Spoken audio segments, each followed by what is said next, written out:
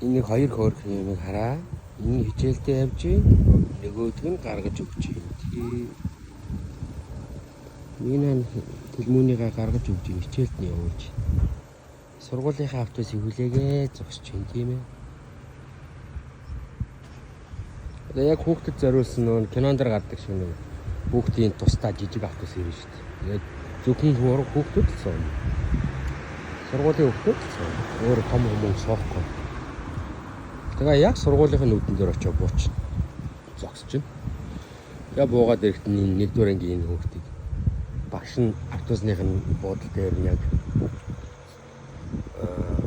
хүлээгээд зогсож байна. Тэгээл тоо ясаар нь бүртгэж аваад баахгүй л ээж авранд суулгаагүй мó яриаггүй мó яс газар дээр шууд бацаар арай л асууна.